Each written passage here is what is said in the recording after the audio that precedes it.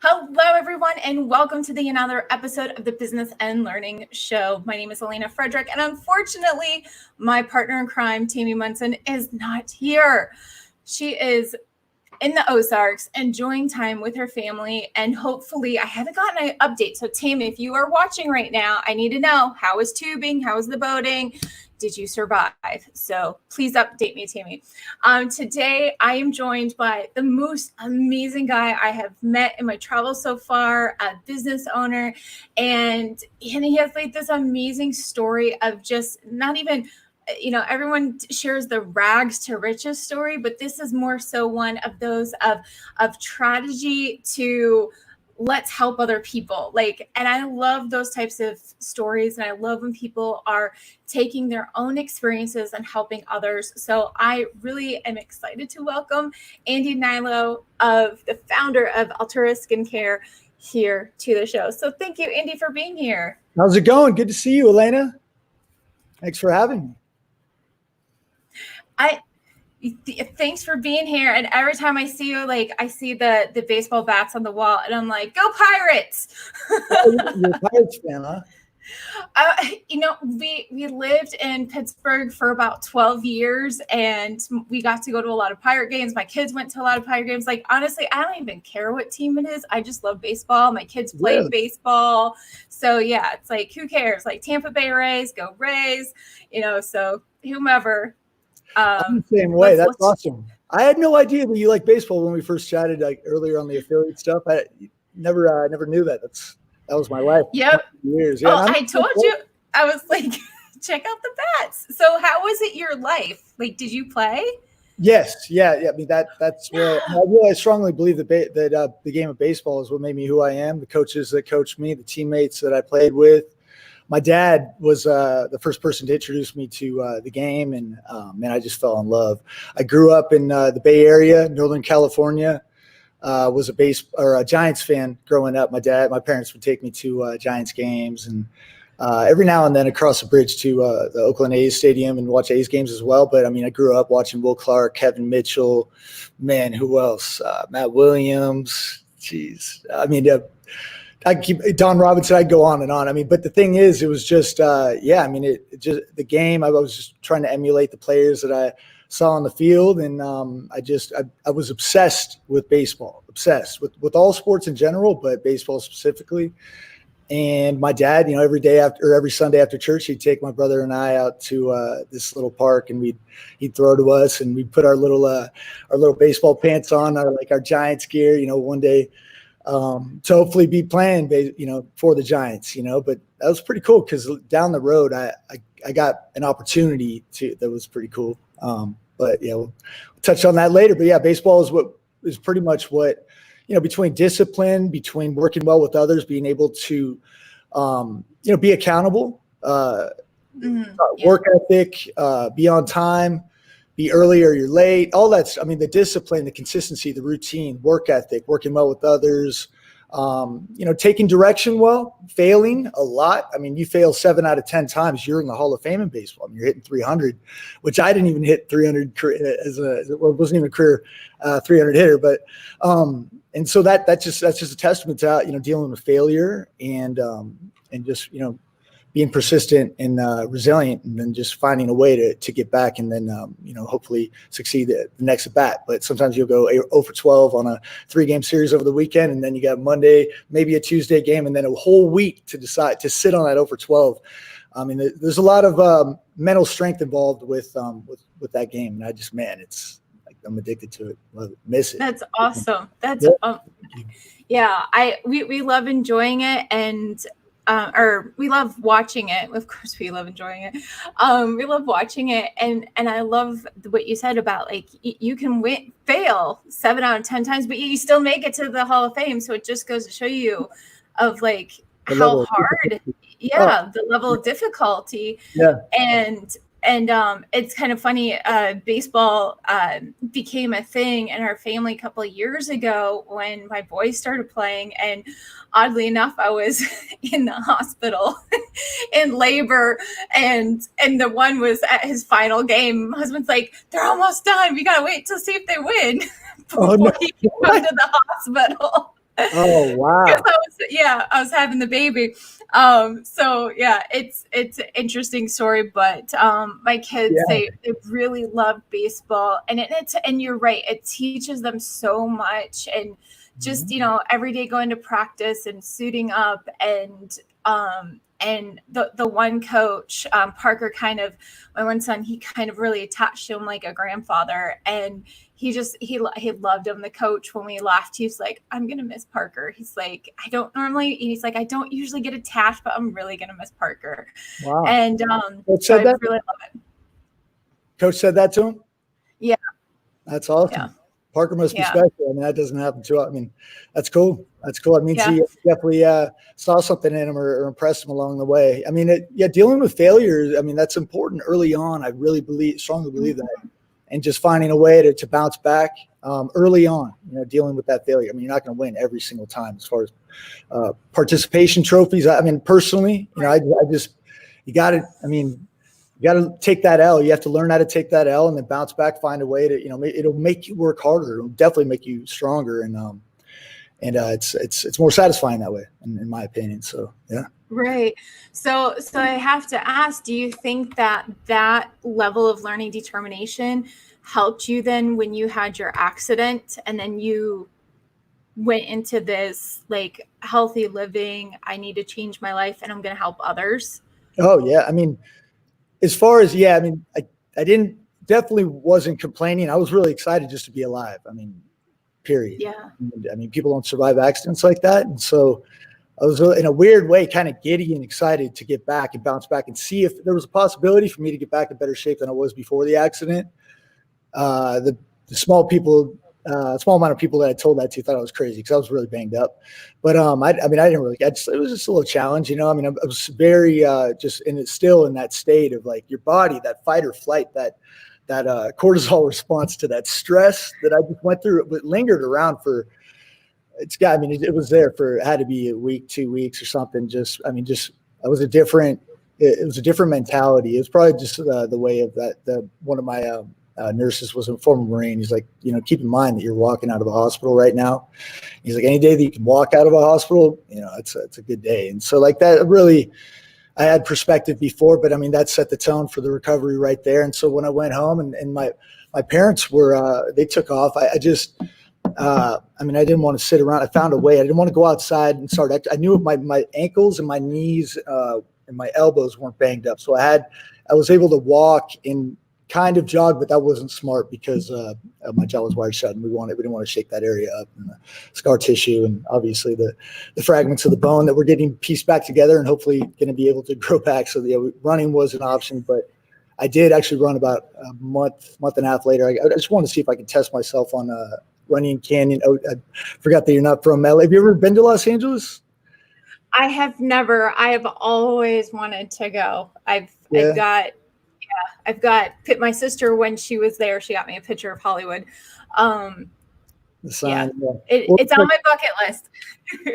yeah. No, it's they have this canyon called Runyon Canyon that I would just run up, and you know, when you go through something like that, you kind of want to see if you can, you know, test yourself and see if you still got it.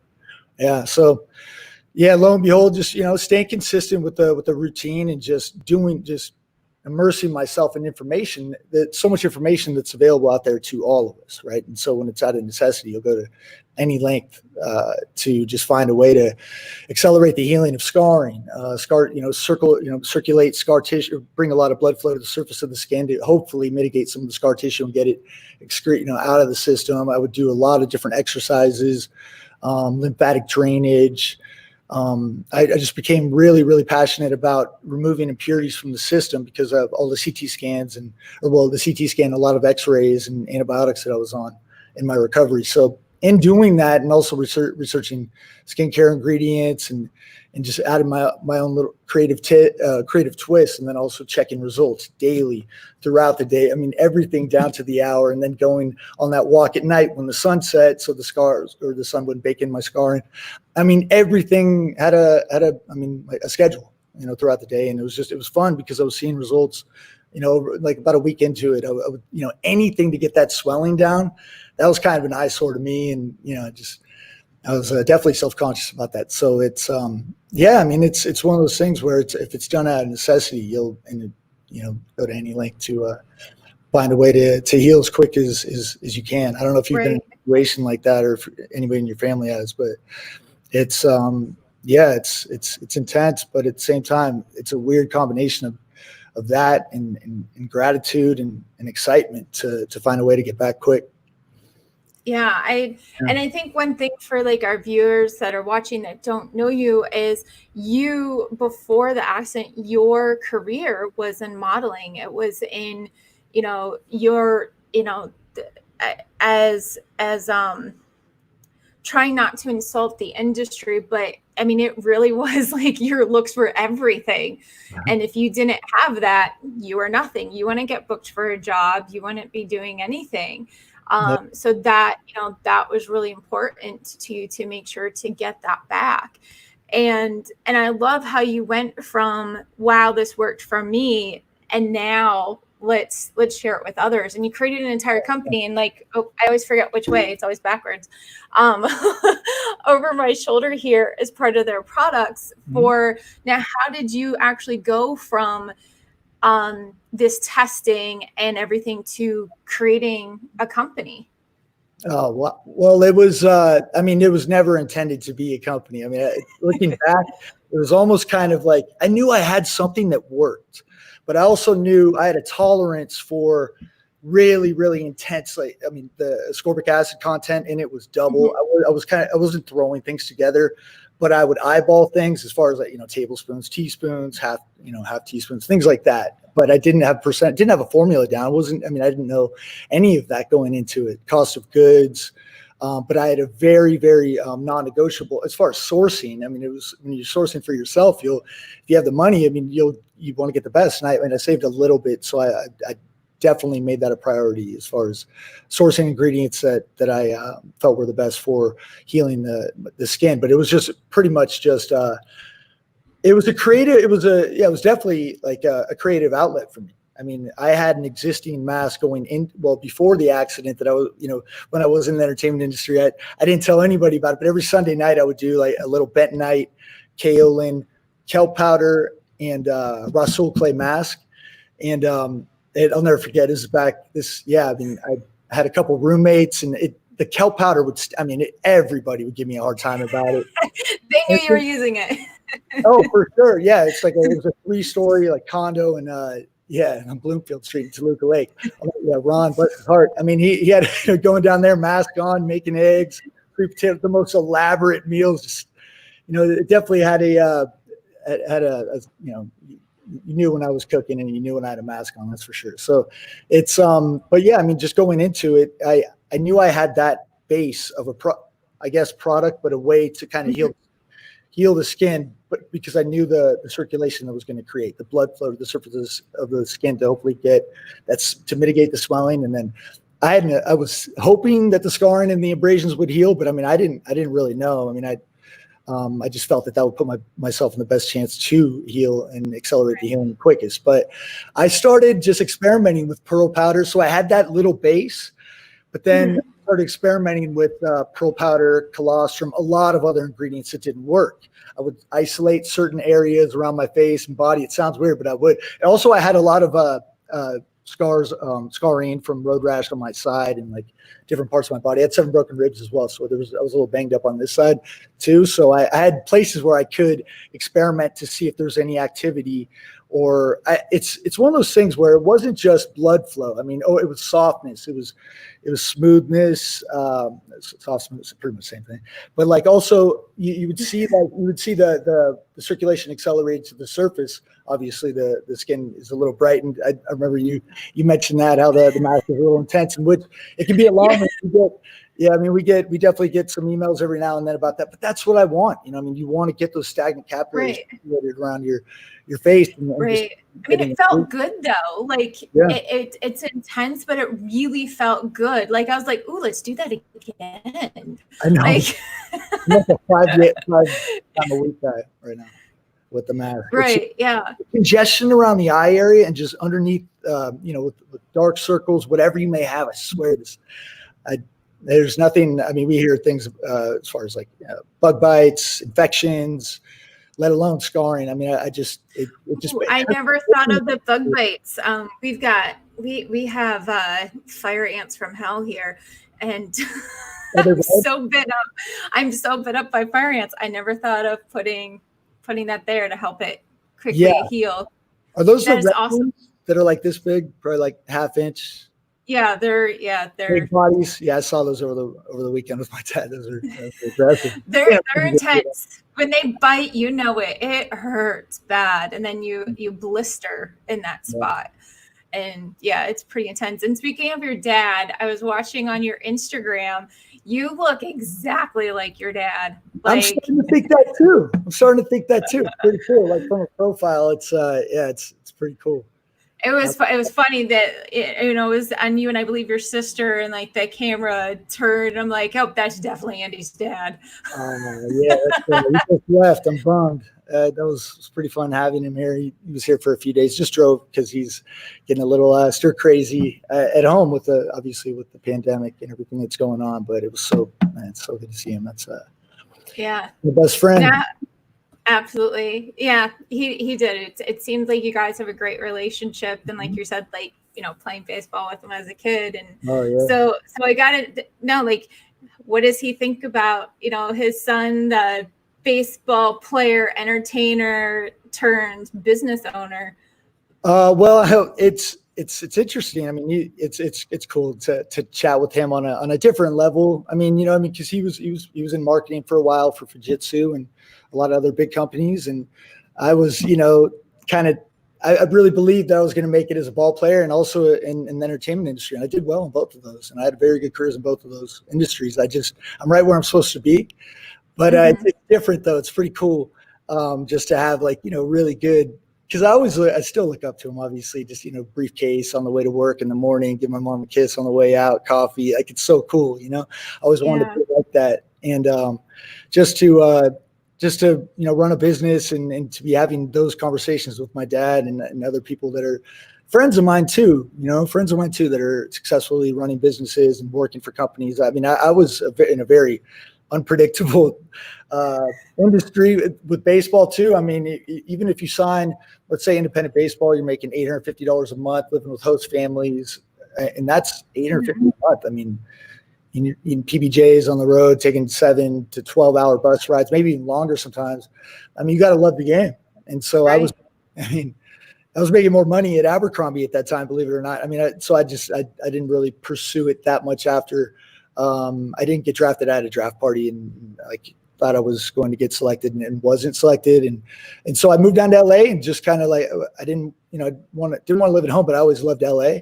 And so I lived on a friend's couch and pretty much just found odd jobs here and there, and with the plan on and returning to baseball. But acting, long story short, acting definitely fell into my lap. Booked a baseball related film, got representation, and then continued to just ride that career out. And it was fun. It was a lot of fun. I'm still technically involved with that, but I mean, Alatur is 100% my focus and absolutely my purpose. And that's what really drives me every single day and makes me super happy. And there's nothing else I'd rather be doing.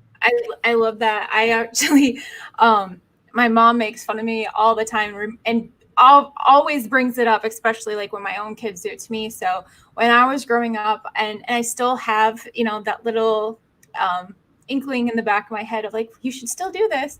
I always wanted to be a screenwriter. Oh, really? And and I would watch TV as a kid, and when my mom would turn it off, it'd be like, I'm doing research. You're ruining my life. I need to do research. How old were you? Probably between 9 to 16, that phase of life. Yeah, I really wanted to. Yeah, I wanted to be a writer and write screens and it's still there. Like, I still have these different things. But like you said, like where you are where you're supposed to be. I feel that, like, I really feel like I'm also where I'm supposed to be. And it's awesome. Yeah. And so it's a really great feeling to have, like, even though like you pictured life one way, you never thought you were going to get hit by vehicles. You never thought that you were going to do that. You never thought that you were going to create your own skincare line and get into business with different, people and create the life that you have, but yet it works. And then you get to have all the testimonials from the people where their skin is healing. And, like for me, like right now, I'm at the stage of like, my skin's angry with me. It's like all the junk is coming to the surface. But I know eventually it's going to clear up. And I was reading different testimonials of some of the people where, they hated looking in the mirror to the point where, they wanted to commit suicide. They, like they didn't even have mirrors in their house because they hated the way that they looked. But because of using your products and because of, just following that, because I think when we start making one little thing, like using a natural skincare line, we start making other good decisions in other places in our life. And because of that, it's like you now have the confidence to even look in the mirror, whereas before you hated yourself. So I think that's very awesome. And it's got to be very, very fulfilling for you to read those. It's the number one reason why it's over sales, the testimonials. I swear, everybody knows that. It is what we're doing now. That gave me chills. I don't know if you can see that, but what we're doing right now is, yeah, it's so true. What we're doing right now is we're reaching out to people that, our testimonials are chunks, right? They come in, we had 7 today. And just what we'll do is we reach out to them and just go, hey, we just got your testimonial. It flat out made our day. We send a link, because if you wouldn't mind sending a 30 to 45 second clip of just, basically saying what you just said, customers are our biggest form of marketing. And that's what I want to do. I want to make customers our influencers. And it's just the most authentic way to do it. It's what as a consumer, it's what I trust and what I believe. And I'm a review person. I scour them. I'll go into the second, third pages on other, because I want to know experiences. I want to see pictures. I want to see it all. That's what, that's what will lead to me making a purchase and also believing in the brand and getting the sense of the essence of the brand. And man, it's just, it'll carry you through a bad day. Going through, just those testimonials and seeing how you can impact someone through something that you created. I can't even tell you how cool that is to me and my whole team. That's the heartbeat. It's ingrained into Alitura. It's just a little bit different. Well, that's what we're focused on, is just making people feel better about what they see in the mirror, period. Yeah, absolutely. I have it too. Like I just turned 39 and it was one of those moments where like I've always been told that I have a baby face and that I look way too young and there's no way you have a 16-year-old. I'm like, yeah, I've got 4 other kids besides that 16-year-old. I was a little surprised too. That you can ask the age. I still none of my business, but yeah. But the thing is though, like I'm confident. Like before, I used to take that as an insult, like that I was too young or, that it was, and not because, oh, you're too young to have a kid. But then it was like, oh, well, they took me in a different way. I'm young. I don't know what I'm talking about. Yeah. And so I really took that as an insult. And it was interesting because I started looking around at the people around me and the influences of my life. And I noticed they were all 10, 20 years older than me. And I'm like, this is interesting. Like everyone is older than me and I'm always the baby of the group. But to me, it was, I knew that they had been down this road before.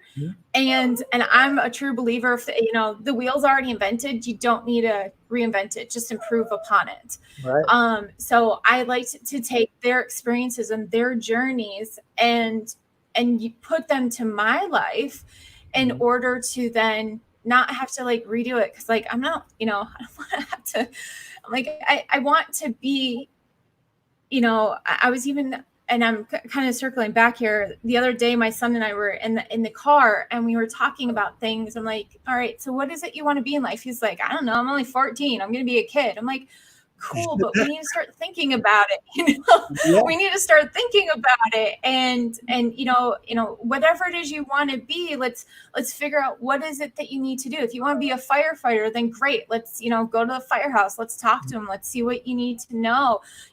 Sign up for the junior program and start helping them out. Be the one who washes the trucks, puts away the hoses, takes care of their gear.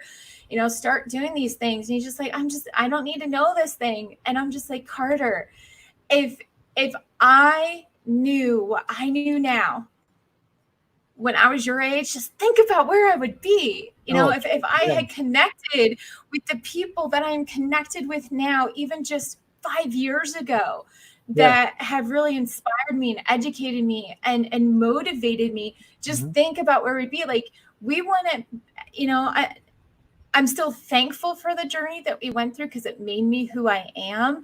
But on the same sense, I'm like, I wouldn't have had to not necessarily work as hard, but I would have known, where to go, what to do. And then I could have taken that and made it better. And I think that you are very similar to that. Like, you've taken this experience with baseball and the entertainment industry and this like knowledge that you had about, how the skin and how the body repairs itself. And you just went through it, you tested it. And now you've kind of paved the way for other people, so where they can do the same. And I love that. And I want to get into real quick kind of what we talked about a while ago, where you were saying about just asking for help.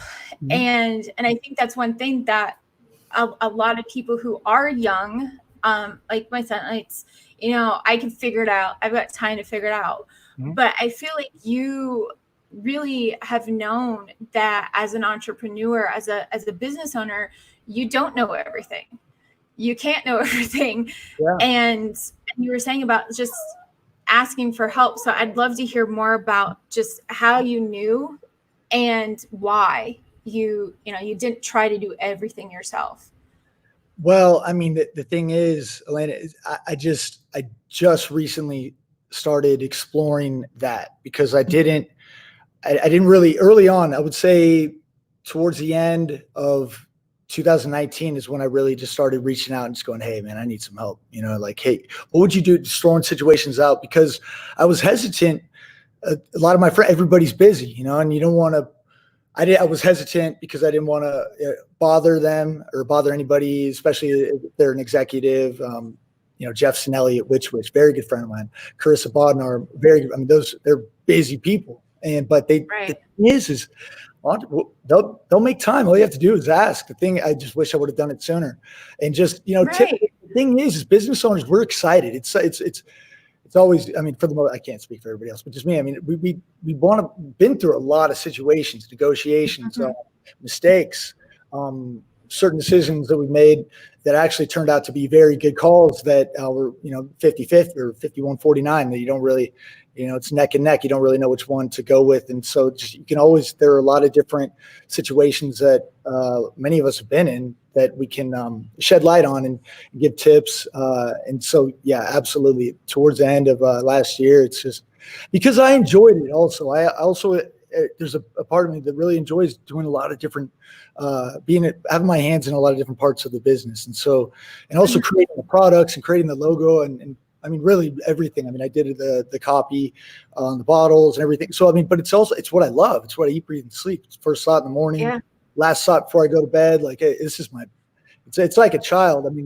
It's not stress. Sure, it gets stressful, but it's a little bit different of a situation. That's basically what I'm saying, just because I enjoy doing every single, part of it. But as you scale, that's not, it's not possible. Right now, we have 3 employees, which is extremely lean considering what we're doing and the growth that we've had. But I kind of wanted to trim it back, especially with everything that's going on. We got rid of our agencies, cut our ad spend, and then have been really focusing on the offers, the funnels, and just the whole the system of landing pages and sales pages and how effective that is, especially with mobile being 65% of our traffic. Like, that is one of those things scrolling. If you go down a 71-page long form sales page, which for the clay mask is I mean, that's pretty much par for the course. Right. It's Yeah. And so that, it's so exciting though. I mean, that's a system that I just immersed myself. I don't know if you know Tony. Yeah. He introduced me to you. I'm sorry. Yeah, Tony. Yeah. From Casadrinos Olive Oil. I drove over from California to here, in Henderson, Nevada, and I learned that system. And so that's the thing. It's like and bless his heart, because if he doesn't reach out, I don't know. I don't, maybe down the road, someone tells me about it, but I can't believe that I never knew about landing pages until early to mid-March. I thought an offer, that's a big thing, business owners, I thought an offer was a coupon code. You know what I mean? Don Greenfield, Dave Ashley, Wellness Mama, huge affiliates. So like, so, I mean, you got to give them a sales page. And I just went, right. What do we do? If we didn't have a new product out, what's the offer going to be? A new package or a new bundle? But even that, it's just, looking back, that's one of those things. It's kind of, wish I would have known now what I knew then. But that's part of it, though. It's just growing through that, right. The ups and downs, and learning along the way. That's learning as you go. It's a little bit different. I've never written a business plan. I once. Going into this with Dave, he after our podcast, he flew down to Los Angeles and we met at Air One, and we went over cost of goods on a napkin. And I was like, yeah, I love Beverly. And I could just see Dave and you sitting there over cocktail napkins. Yeah, wind blowing, just trying to hold the napkin down. And but it was awesome because I was sitting next to someone who I really kind of idolized and still do. Yeah. And I just thought it was so cool that he was actually serious about partnering with me. And I'm just sitting there. I'm the worst. Like I wear so just totally gushing, but it turned out to be an amazing partnership. And he's the reason why I'm here. I really strongly believe that. And from here, it's just, stay in the course with purity of ingredients. And then luckily it was a manageable growth to the point where we kept it very lean. And then we take the profit and invest that into our next product, which is a moisturizer. Same thing. Take that profit. We were profitable definitely within the first year, within the first few months after launch. So yeah, that's pretty much the way that we were able to scale, but manage it, because luckily we didn't do like a full rollout like a lot of companies do. Maybe they have just, if they did research, and that's smart, but ours was just completely there was no rollout whatsoever. It just wasn't even planned. But it was just really taking that same attention to detail with the clay mask, and then finding a base, botanical ingredients, cold pressed essential oils. Bee products, to me, I've been fascinated with them forever. And I was also making what's now our night cream. Oh, there you go. There you go. Every day. Nice. Yeah, it's so molecularly complex. Scientists are still finding out so much about their healing capabilities. They're so fun to watch. They're very, disciplined as far as just with one queen controlling that whole pad of the whole flat of the hive, and then just watching how they work with each other. We watched a whole a bee pull itself out of the little beeswax cap, watch it get born right in front of us on camera when I went out there in December, because we check up at our manufacturer. Obviously it's any excuse to go to Hawaii, but it's one of those things. And that was a good that's a good thing to touch on right there, though, as well, is because I went through several manufacturers before I was just really sold and felt that I trusted this individual. And it turns out to be, it's a family-run business. Anthony was a former beekeeper. We went out there, we shot a little podcast that I'm going to edit up, and I'll post it here. Gosh, man, it's just so cool to be completely aligned, just handcrafted down to we went through 22 tweaks in his first 3 months working with me. Here he was kind of taking me under his wing in formulation and what I should be doing. And 22 total tweaks until we signed off on that moisturizer. It should be like 3 or 5, but the thing is, it should have been probably 11 or 12, but I had to go back, and a couple of the sources couldn't provide us with the right organic USDA organic certification, and they're an USDA certified organic facility, so they get quarterly audits. So we had to kind of start back on that. And so that's a learning experience in its own right. Like, so basically you got to get the COAs, MSDS sheets, so you don't have to waste time like that down the road. But I didn't know that. Trust but verify. Right. And so that's for the first couple of years, we stayed just with the products, listening to our customers and what they were wanting. So for a long time, like right now, I'm going to be starting to go into the R&D process on our sunscreen, but I've been kind of adamant on not doing a sunscreen just because I don't wear one, but I do in long periods of time. I'll use Keys Solar RX, but if there's a demand out there and there's a chance to make something a lot better than what's on, this is a perfect chance to do that. And so now it's the fun part. I have a ton of research and back and forth formulation revisions to do. But that's the fun part to me. I'm just like, I'm addicted to the stress and the decision making, and I really am. And just finding things that are out there, that nobody's used yet, that are just effective. Like with our meteorite scrub, I'll send you a sample of that. That's a perfect example of doing that, and just finding a few different ingredients that I have never seen in products yet. So that's what I love to do. It's kind of go a different route. Yeah. And I love that journey. It reminds me a lot of like what I've done in my own business career. I started out never intending to be a work from home mom or anything like that. But it started with me just wanting to be at home with my kids and trying to figure out a way that we could afford that. And so one way that we found was, okay, we could use cloth diapers. And I'm like, well, I can get cloth diapers at really good prices wholesale, but I need to have a business to do that. So let's sell that. So 16 years ago, I started a cloth diaper business mostly for me to be able to get what we needed for our kids at a really good price. But then I started selling them, and then we started selling other products for kids, like wooden high chairs and organic products for people to make baby food, and like the spices and stuff like that. Did you wholesale that, or did you make those? I wholesaled everything. Wholesaled everything. I didn't quite go down the line of making stuff. But it was just a really great, an interesting journey. I taught myself everything I needed to know about CSS and HTML and coding the website and and then I hope people out there know how hard that is.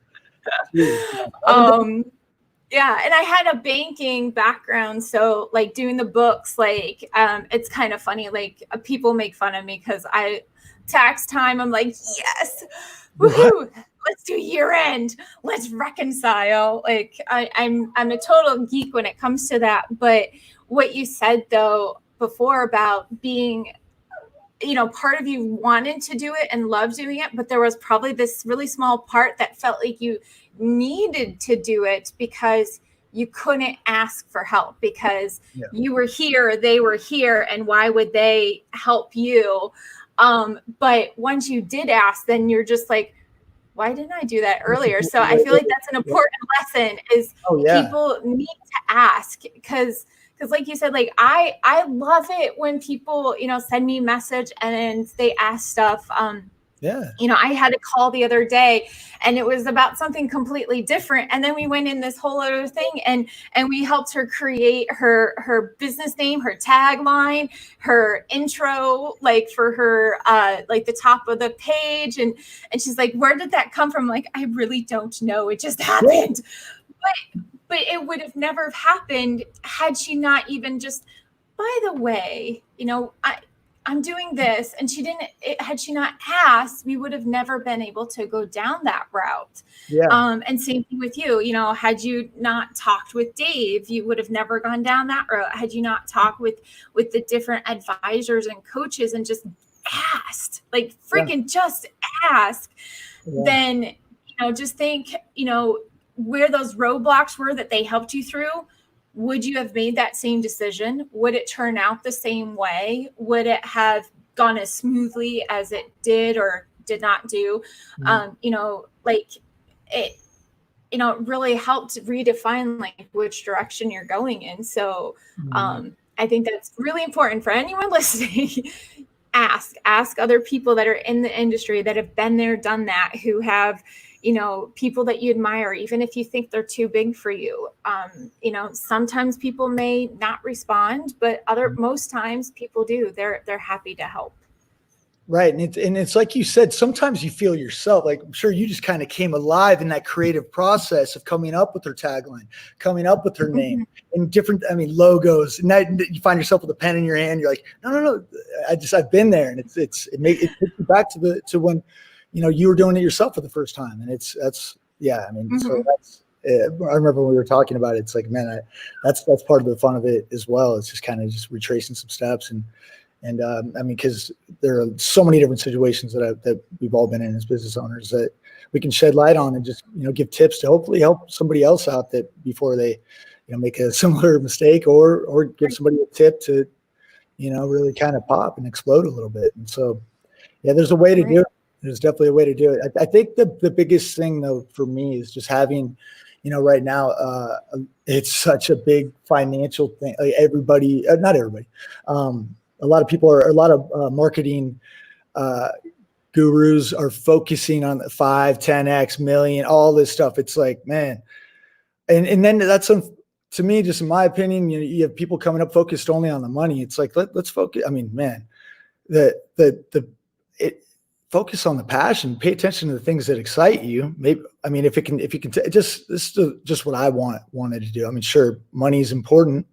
But I just feel, man, I just really feel that shouldn't be the focus. That's just how I think it should be. I really just, if you can make, personally, just the passion, because it takes an amount of work that is, that's why you have to love it. You have to be passionate about it. You have to be, obsessed with it. If you're obsessed with money, the goal, and it's like, well, how are you going to put the freaking 100-hour weeks in it? I'm still doing, and without the love, it's just not possible. So yeah, I would say, yeah, that's the biggest thing. Would you agree? Just as far as just I would say if you do not, if you wake up and you absolutely hate the fact that you have to wake up and go to work, you need to rethink what you're doing. You got to have it. Like, yes, you're going to have bad days, but in summary, overall, you love what you're doing and you feel fulfilled doing it. And you couldn't imagine yourself doing anything else. And if you have that, you're in the right place. If not, what is it that you said, yeah, I'm not going to do that, or that's not for me, or I'd really love to, but, and try those other things. Yeah, absolutely. Definitely. And all right. Yeah, I would say Go ahead. Also just, in taking the leap too. Taking a leap. If you write out a plan and then maybe save up money for a couple months, write out a plan, find a way. I just know. Just being on the other end on the e-commerce side of things right now, you kind of want to do it for other people. But right, exactly. Yeah, I love that. Yeah. I love that. Okay, so we are to the part of the show that I love because it's really fun. And that is our rapid fire time. So I'm just going to ask you a couple of really quick questions. They're really fun. And we'll see, we'll get to know you a little bit better. So, all right. So question 1. All right. Who would play you in the story of your life? Matthew McConaughey. I see it. I absolutely see it. I like that one. All right. Yeah. Yeah, I absolutely see that. And he seems like a great person too. All right. So coffee or tea? Coffee. Coffee. All righty. Yeah, mountains or beach? Beach. Barely. But yeah. Barely. Kauai. I go with mountains with a beach view. Okay. Yeah. Okay. There you go. Yeah. Kauai. Yeah. So there you go. You can have both.